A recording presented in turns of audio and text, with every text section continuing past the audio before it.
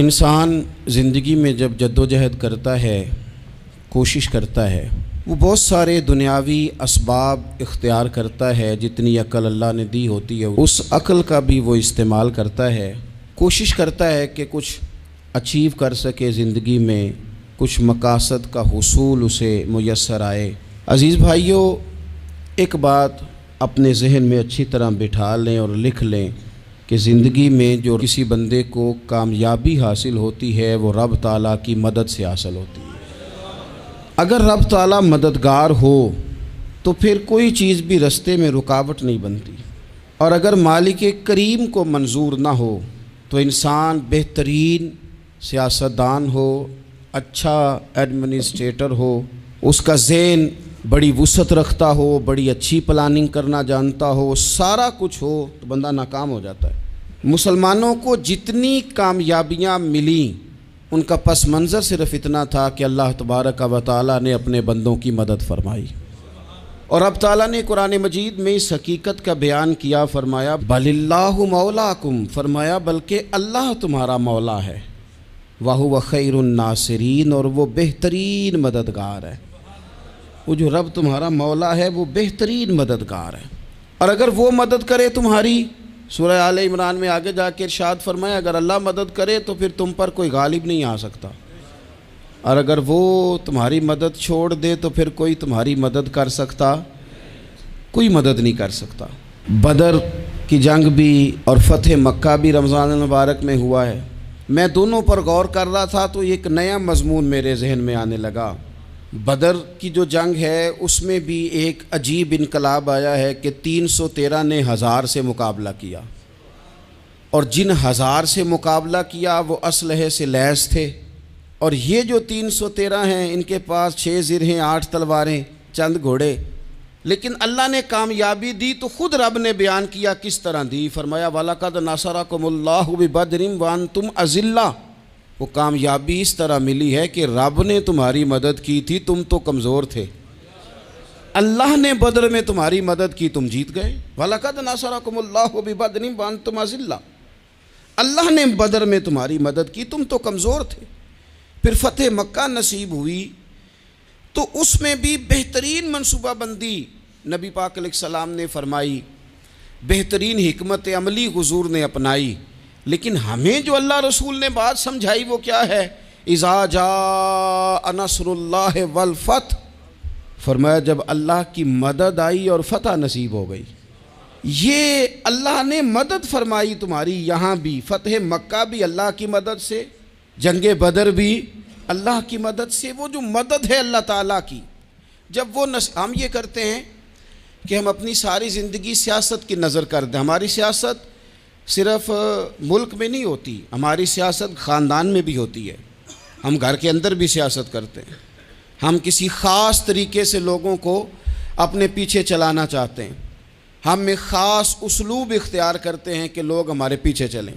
اس کا نقصان ہمیں یہ ہوتا ہے کہ سیاست جو ہوتی ہے یہ شطرنج کے ہیر پھیر کی طرح ہوتی ہے، تو اس کے راز بڑی جلدی کھلنے لگ جاتے ہیں، پتہ چل جاتا ہے کہ بندہ مخلص نہیں تھا، سیاست کر رہا تھا، طریقے سلیقے سے اس نے جوڑ کے رکھا ہوا تھا۔ ہم ہر جگہ سیاست کے بل بوتے پر چیزوں کو لے کے چلنا چاہتے ہیں، سیاستیں ناکام ہو جاتی ہیں، سیانے لوگ فیل ہو جاتے ہیں، بچتا صرف وہی ہے جس کے پیچھے رب تعالیٰ کی مدد شامل حال ہوتی ہے۔ اپنی زندگی کے اندر ہم جو کچھ بھی کر رہے ہیں، جس شعبے سے بھی ہمارا تعلق ہے، آج ہم نے اس بات پہ غور کرنا ہے کہ پہلے تو یہ غور کر لیں کہ جو کام ہم کر رہے ہیں کیا وہ کام ایسا ہے کہ اس میں اللہ کی مدد ہمیں ملے گی؟ اگر آپ کوئی معاذ اللہ ناجائز کام کر رہے ہیں، فعل حرام کا ارتکاب کر رہے ہیں، تو اس میں تو مدد الہی آئے گی نہیں۔ پہلے تو یہ دیکھیں جو کر رہے ہیں وہ کام مدد الہی والا ہے، اور اگر اللہ تعالیٰ کی مدد والا وہ کام ہے پھر اس پر غور کریں کہ کیا ہم نے مالک سے مدد کا سوال کیا ہے، ہمیں مدد میسر آ رہی ہے۔ وہ میں نے بزرگوں سے ایک بات سنی تھی، وہ بڑی یاد رہ گئی۔ وہ فرمایا کرتے تھے قابلیت بھی بڑی چیز ہے لیکن قبولیت سب سے بڑی چیز ہے۔ قابل ہونا بھی بڑی بات ہے لیکن زیادہ بڑی بات یہ ہے کہ اس کی بارگاہ میں قبول بھی ہے کہ نہیں۔ اپنی زندگی میں اللہ کی مدد کی طرف بڑھیں، مالک کی مدد کا حصول اختیار کرنے کی کوشش کریں، اللہ کے ساتھ اپنے آپ کو جوڑیں۔ اگر اللہ کی مدد نصیب ہو، یہ جو ہم جتنا ڈرتے رہتے ہیں، سہمے رہتے ہیں، پریشان رہتے ہیں کوئی کیا کر دے گا، ہمارے ہاں نا ہر شعبے میں معاذ اللہ ایک مافیا ہے، الا ماشاء اللہ۔ وہ مافیا کہتا ہے میرے ساتھ ملو گے تو میں چلنے دوں گا، ورنہ میں نہیں چلنے دوں گا، مارکیٹ میں آ ہی نہیں سکتا فلانا بندہ، چونکہ یہاں ہمارا قبضہ ہے۔ اور میرے بھائی پھر بہت سارے لوگ جن کی نیتیں اور ارادے بڑے اچھے ہوتے ہیں شروع میں، وہ بھی اس مافیا کا شکار ہو جاتے ہیں اور ان کے رنگ میں رنگ جاتے ہیں۔ یاد رکھنا، کسی شخص کی بلیک میلنگ کا کبھی شکار نہ ہونا، کبھی کسی کی میٹھی اور مسجع مکفہ باتوں کا شکار نہ ہونا۔ کوئی کیا کر سکتا ہے اگر اللہ مددگار ہو تو؟ جس کو رب کریم اٹھانا چاہے اسے کوئی گرا سکتا ہے؟ ہم یہ ڈرے ڈرے سہمے پریشان فیصلہ کرنے کی طاقت نہیں، مجھے چلنا چاہیے کہ نہیں، اٹھنا چاہیے کہ نہیں، کرنا چاہیے، اٹھ باندھ کمر کیوں ڈرتا ہے؟ پھر دیکھ خدا کیا کرتا ہے۔ حضرت عبداللہ ابن عباس فرماتے ہیں میرے نبی پاک علیہ السلام نے میری تربیت فرمائی، حضور نے میری تربیت فرمائی، اور محبوب پاک علیہ السلام نے فرمایا عبداللہ یاد رکھنا، یہ نوجوان دوست میری بات لکھ لیں، پریشان لوگ میری بات لکھ لیں، جن کے پاس قوت فیصلہ نہیں وہ اس بات کو لکھ لیں۔ حضرت عبداللہ ابن عباس فرماتے ہیں میرے نبی پاک علیہ السلام نے مجھ سے فرمایا تھا عبداللہ سن، اگر ساری دنیا مل کے تیرا کوئی نفع کرنا چاہے کر نہیں سکتی جب تک میرے رب کی رضا نہ ہو، اور فرمایا ساری دنیا مل کے تیرا کچھ بگاڑنا چاہے تو عبداللہ بگاڑ نہیں سکتی جب تک رب کریم کی حکمت کا تقاضا نہ ہو۔ لوگوں سے ڈرنا، لوگوں کی طرف دیکھنا، ماحول دیکھ کے اپنے راہ کا تعین کرنا، ہر بندے کے خیالات کے مطابق ڈھلنے کی کوشش کرنا، فلانا نہ ناراض ہو جائے، فلانا نہ ناراض ہو جائے، وہ جس نے ہونا ہو جائے، بس رب رسول ناراض نہ ہو۔ اپنی زندگی میں اپنے مالک کو مولا جان کے، بل اللہ مولاکم، اللہ تمہارا مولا ہے، وَهُوَ خَيْرُ النَّاصِرِينَ، وہ بہترین مددگار ہے۔ توجہ جب بھی کریں رب کی جانب کریں، اپنے دل کا قبلہ درست رکھیں، سوچوں کے زاویے سیدھے رکھیں۔ میرے بھائی مالک جب بندوبست کر دے نا، جب مالک بندوبست کر دے پھر ایسا بندوبست کرتا ہے کہ لوگوں کے پاس نا چارہ نہیں رہتا۔ حضرت مریم رضی اللہ تعالی عنہا پاک باز تھیں، مسجد میں رہی تھیں، پر مالک کی حکمت کے تقاضے بڑے عجیب ہے نا۔ پھر جناب مریم کو اللہ تعالیٰ نے بغیر شوہر کے اولاد عطا کر دی۔ یہ بات ہی ایسی تھی، وہ کسی نے کہا تھا کہ مخلوق تو فنکار ہے اس درجہ کے پل بھر میں، سنگے در کعبہ سے بھی اصنام تراشے، تم کون ہو کیا چیز ہے داغ کبابی، لوگوں نے تو مریم پہ بھی الزام تراشے۔ تو لوگوں نے کہا کدھر سے لے آئی بچہ، تیرا باپ تو ایسا نہیں تھا، کہاں سے لے آئی؟ اللہ کرے میں آپ کو سمجھا سکوں، ذرا اپنے آپ کو وہاں کھڑا کریں کہ ایک پاک باز عورت، پاک باپ کی بیٹی، طیب ماں کی بیٹی، اور اللہ کے گھر میں پرورش پانے والی خاتون، ایک وہ وقت اور ایک یہ وقت کہ اس عورت کو کٹہرے میں کھڑا کر کے پوچھا جا رہا ہے کہ معاذ اللہ تیری گود میں بچہ جائز نہیں ہے، کہاں سے لائی ہے؟ اب خود سے صفائیاں بندہ کتنی کو دے، کتنی کو وضاحتیں کرے۔ اور میں نے تو اپنی زندگی میں دیکھا ہے زیادہ وضاحت دینے والے کو بھی لوگ جھوٹا سمجھنے لگ جاتے ہیں، زیادہ وضاحت دینے پر بھی لوگ کمزوری کا اظہار سمجھتے ہیں کہ کمزور پڑ گیا۔ آپ صلح کی کوشش کرتے ہیں، سامنے والا بزدل سمجھ لیتا ہے، زیادہ وضاحتیں بھی کمزور کر دیتی ہیں۔ اب حضرت مریم کو کٹہرے میں کھڑا کر کے کہا بچہ کس کا ہے؟ تو پھر خدا بندوبست جب کرے، اللہ جب مددگار ہو، تو پھر حضرت مریم کی گواہی درختوں سے نہیں دلوائی، اس نے پتوں سے نہیں دلوائی، پھر فرشتے نہیں بھیجے۔ حضرت مریم کہنے لگی مجھ سے نہ پوچھو، وہ جو پنگوڑے میں ہے اسی سے پوچھ لو، ان سے پوچھو نا، وہ کون ہے پوچھ لو، ان سے کر لو سوال۔ انہوں نے کہا پنگوڑے میں چند دنوں کا بچہ یہ جواب دے گا؟ مددگار تھا رب، ان کی برات کا اعلان کرنا تھا مالک نے، اور جب مالک اعلان کر دے، جب مالک تیری صفائی دینا چاہے، جب مالک تجھے دنیا کے سامنے نکھارنا چاہے، تو पंगूड़े में लेटे हजरत ईसा बोल के कहने लगे इन्नी अब्दुल्लाह आतानी अल किताबा, फरमाया मैं अल्लाह का बंदा हूँ, रब ने मुझे किताब अता करके नबी बना के दुनिया में भेजा है। मैं अल्लाह का बंदा हूँ, किताब लेके आया हूँ, नबी बन के आया हूँ। फिर पंगूड़े से ऐलान हो गया, फिर बच्चा बोल पड़ा। और ये एक दफ़ा नहीं बात हुई, ये बनी इसराइल में एक जुरैज नाम के शख्स भी थे जो नमाज पढ़ रहे थे। बाज़ ने लिखा है नफल नमाज थी, अम्मा ने पुकारा तो आए नहीं, तो माँ के मुंह से निकल गया तू इतनी देर तक मरेगा नहीं जब तक किसी बेहया औरत का मुंह ना देख ले। तो वो इबादत गुजार थे, लेकिन लोगों ने उनकी इबादत रियाजत परहेज़गारी को नहीं देखा, बस एक औरत को भेज के इल्ज़ाम लगवा दिया। वो औरत आया जाया करती थी, अब आ जाती हैं औरतें, मसला पूछने की नीयत से भी आ जाती हैं। माहौल में कुछ जगह ऐसी भी हैं जहाँ औरतें दम कराने के बहाने आ जाती हैं। वो खातून आती जाती थी उस खानकाह पे, आस्ताने पे, ये बुखारी में मौजूद है, पर उसने कहा मेरी गोद में जो बच्चा है ये इन्हीं का है। मुझे बताएं कैसे बंदा वजाहत दे। हालात ख़राब हो गए, लोग कुटिया जलाने लगे, माहौल और तरह का बन गया। मेरे नबी पाक अलैहिस्सलाम फरमाते हैं फिर उस रब के बंदे ने कहा मालिक तू करीम है, तेरी मशीयत का तकाजा आया जो मेरी माँ ने जुमले बोले थे, पर अब मैं वजाहत देने के काबिल नहीं रहा, अब तू ही करम करेगा तो दरवाज़ा खुलेगा। तो वो चंद दिनों का बच्चा पंगूड़े में बोल के कहने लगा मैं इस दरवेश का नहीं, मैं तो फलाने चरवाहे का बच्चा हूँ, वो जो बकरियाँ चराता है। रब की मदद को पुकारें, अपने साथ अपने मालिक की मदद को शामिल करें, थोड़े रिस्क पर भी गुजारा अच्छा होने लग जाएगा। सारे लोग आपको गिराने की तदबीरें कर रहे होंगे और मालिक आपको इज्जतें अता फरमा देगा, उसकी बारगाह से हिकमत का तकाजा और हो जाएगा। हमने सारी ज़िंदगी लोगों को राज़ी करने में गुजार दी, सारी ज़िंदगी बुढ़ापा आ गया बच्चों को पालते, और बच्चों ने आखिरी उम्र में कह दिया अब्बा अगर कोई ढब का काम कर लेते तो आज हमारे दिन भी फिर न जाते। सारी ज़िंदगी गुजार दी बहन भाइयों को राज़ी करने में, सारी ज़िंदगी गुजार दी जिम्मेदारियां उठाने में। उनको 99 दफ़ा दिया, एक दफ़ा नहीं दिया तो उन्होंने कह दिया तूने तो कभी दिया ही नहीं, तू था ही नहीं। सारी ज़िंदगी मोहल्लेदारों इलाके वालों को राज़ी करने में गुजार दी। और मैंने ऐसे लोग भी देखे दीन के लिए वक्त गुजारा, लेकिन जब बुढ़ापे में दांत काम ना करते थे तो वक्त के मुफ्तियों को भी मस्जिदों की कमेटियों ने कह दिया अब आपकी समझ नहीं आती, हमने ख़तीब को यौर रखना है, न देखो दुनिया की तरफ, दुनिया रुला देती है, न राज़ी करो बंदों को, बंदे थका देते हैं, न पीछे भागो हर वक्त दुनियादारों के, ये इंसान को कमज़ोर कर देते हैं। वो तो करीम ही बड़ा है, 2 आंसू ज़मीन पर बाद में गिरते हैं, बंदे के गुनाह सारे पहले माफ़ फरमा देता है।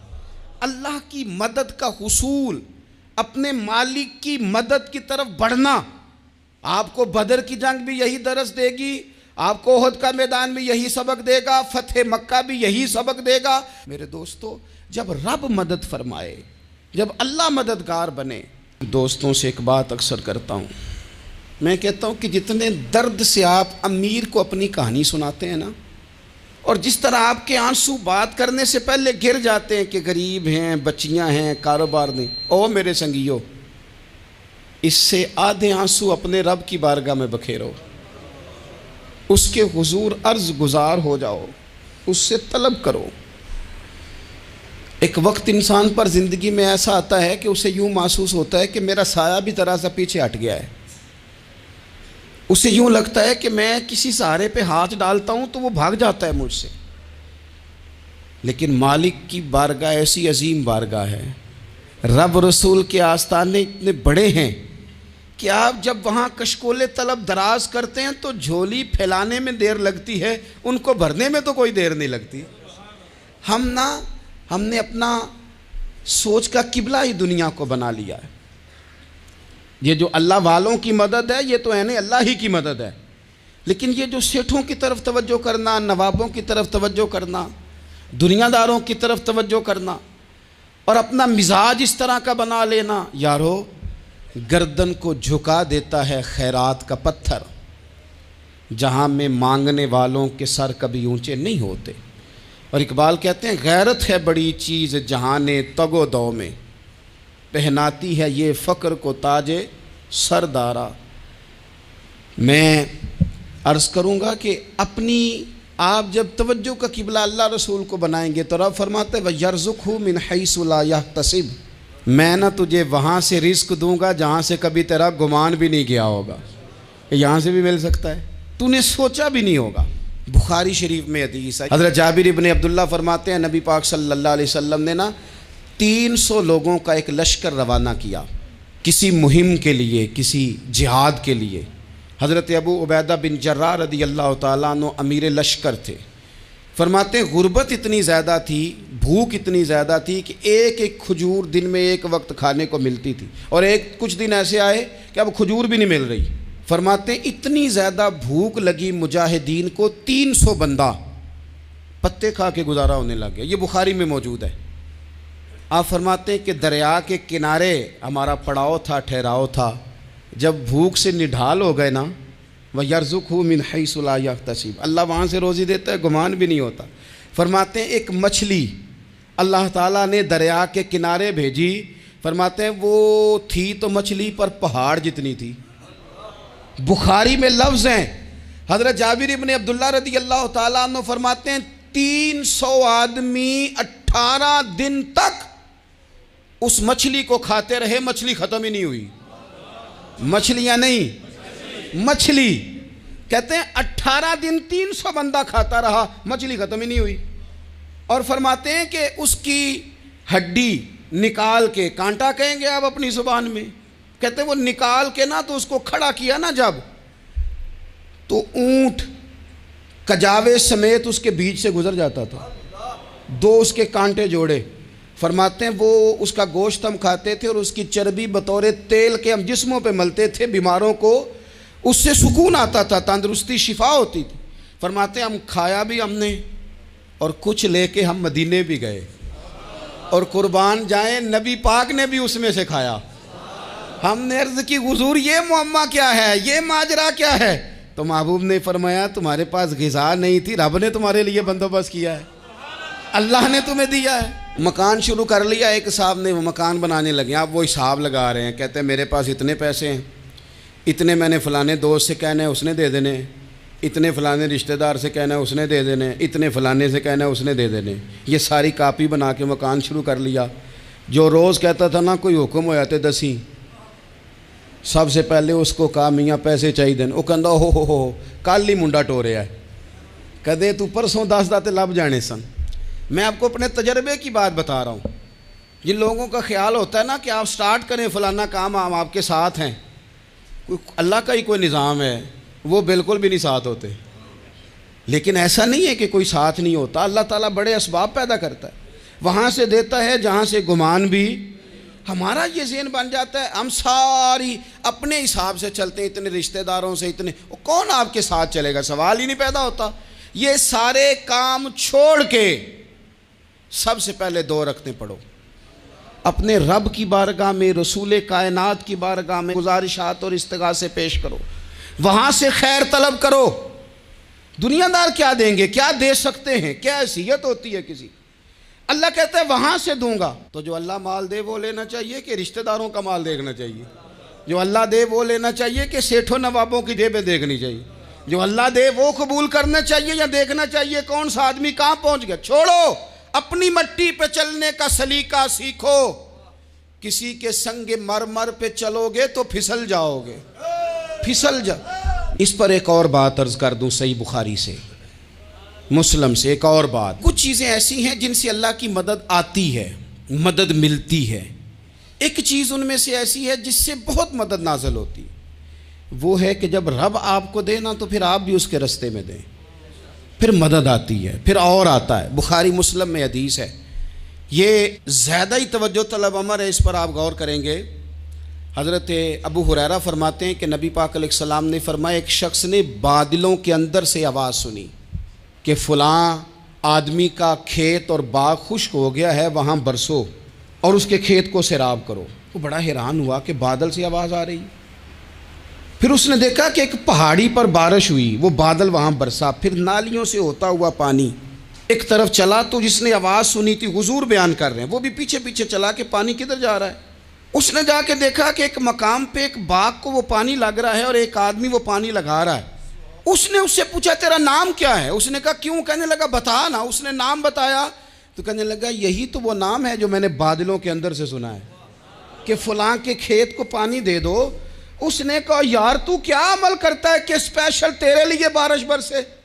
یہ بخاری پڑھ رہا ہوں، سیاستہ سے حدیث عرض کر رہا ہوں۔ اس سے پوچھا تو کیا کام کرتا ہے کہ جناب اللہ تبارک و تعالیٰ کا حکم کرم آیا کہ خاص تیرے لیے پانی برسے اور تیرے کھیت کو سیراب کرے؟ تو اس نے کہا چھوٹا ذمہ دار ہوں، پر جب فصل اگتی ہے تو 3 حصے کرتا ہوں، ایک حصہ اپنے بال بچوں پہ بہن بھائیوں پہ خرچ کرتا ہوں، ایک حصہ پورا، اور ایک حصہ دوبارہ کاشتکاری پہ لگاتا ہوں، اور تیسرا حصہ خالص میں نے مسکینوں، یتیموں اور غریبوں کے لیے رکھا ہوا ہے۔ وہ جو تیسرا حصہ اللہ کرے آپ سمجھیں، وہ رب کے بندوں پہ تیسرا حصہ خرچ کرتا ہے نا، تو کریم مالک نے فرمایا جہاں سے غریب کا حصہ جاتا ہے وہ کھیت خشک نہیں رہنا چاہیے، وہ جہاں سے مسکین روٹی کھاتے ہیں وہ خشک نہ رہے، جہاں سے یتیموں کو کچھ آتا ہے کہیں اس کی فصل رہ نہ جائے۔ میں اور آپ بھی اگر اپنے مال میں مسکینوں، یتیموں، غریبوں کے حصے رکھ لیں گے تو فصلیں خشک نہیں رہیں گی، ان کے اندر تازگی آئے گی، نور آئے گا، کرم آئے گا، خاص کر خدا کی رحمت برسے گی۔ مدد اللہ سے چاہیں، اپنی توجہات کا مرکز رب رسول کی ذات کو بنائیں، پھر آپ محسوس کریں گے کہ بڑی جلدی اللہ تعالیٰ کی مدد آنے لگی ہے۔ کبھی آپ صرف کہہ دیں نا میرا رب میرے ساتھ ہے، اس لفظ میں اتنی طاقت ہے کہ دشمن ویسے زیر ہو جاتا ہے۔ زندگی میں کسی سے بھی لڑائی ہو تو اچھی طرح سوچ لیں کہ اللہ اس طرف ہے یا اس طرف ہے۔ اگر آپ زیادتی پہ ہیں تو پھر رب مظلوم کی جانب ہے۔ اگر اللہ کی مدد آپ کے ساتھ ہے تو دنیا کی کوئی طاقت آپ کو گرا نہیں سکتی، اور اگر آپ مظلوم کے مقابلے میں ظالم بن کے آپ کھڑے ہو گئے ہیں اور آپ نے رویہ وہ اختیار کیا ہے کہ جس میں مدد نہیں آئے گی، تو پھر یاد رکھ لیں کہ آپ کوئی بھی ہیں، کہاں بھی ہیں، آپ کمزور ہیں۔ طاقتور تھے ابتدائے اسلام میں، ظاہری طاقت تھی کفار مکہ کے پاس، وہ ڈنڈوں سے مارتے تھے غریبوں کو، ان کے ہاتھوں میں ڈنڈے تھے، پر خدائی طاقت ان مظلوموں کے ساتھ تھی۔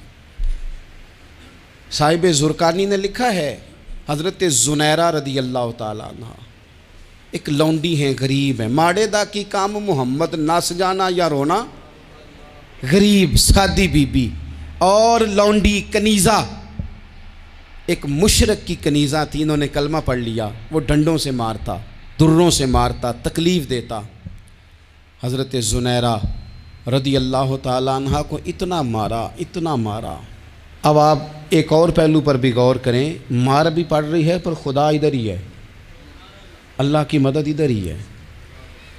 رب کہتا ہے کہ پہلے تو صبر کرنا، ان اللہ مع الصابرین، تو صبر کرے گا تو پھر رب کی معیت ملے گی، ذرا ٹھہرنا، تو تھوڑا ڈٹنا۔ ان الذین قالوا ربنا اللہ ثم استقاموا تتنزل علیہم الملائکہ، تو کہے اللہ میرا رب ہے، پھر تو پہلے ڈٹ، پہلے تو نے ڈٹنا ہے۔ ثم استقاموا، جو ڈٹ گیا، تتنزل علیہم الملائکہ، ڈٹنے والے کے لیے مدد آتی، پہلے تھوڑا ٹھہرنا پڑتا ہے، پہلے تھوڑا صبر کرنا پڑتا ہے، حوصلہ کرنا پڑتا ہے، اس کے بعد مدد آتی۔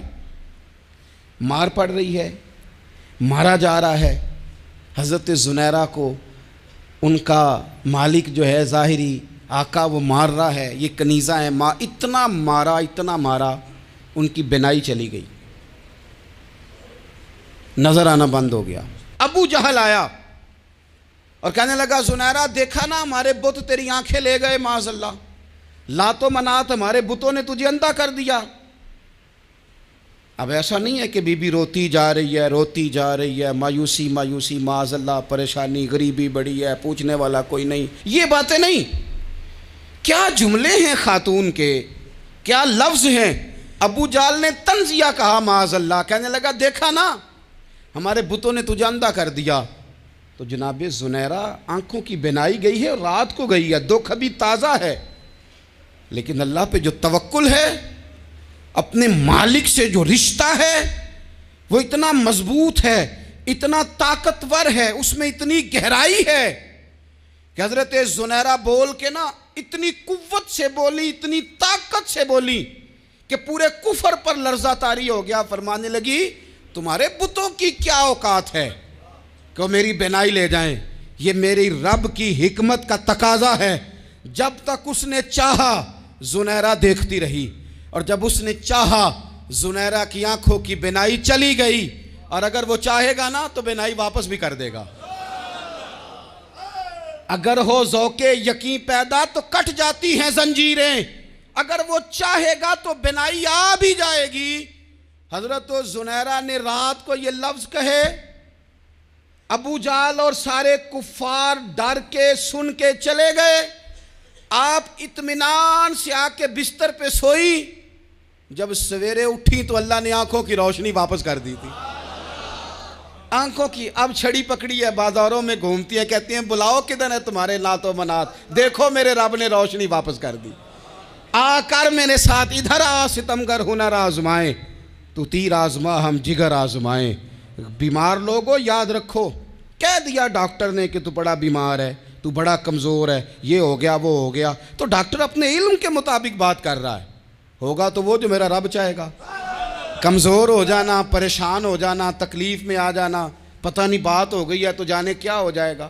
اپنی زندگی کے اندر اپنے رب سے رشتہ مضبوط کریں، رسول کائنات سے رشتہ مضبوط کریں، اللہ والوں سے رشتہ مضبوط کریں۔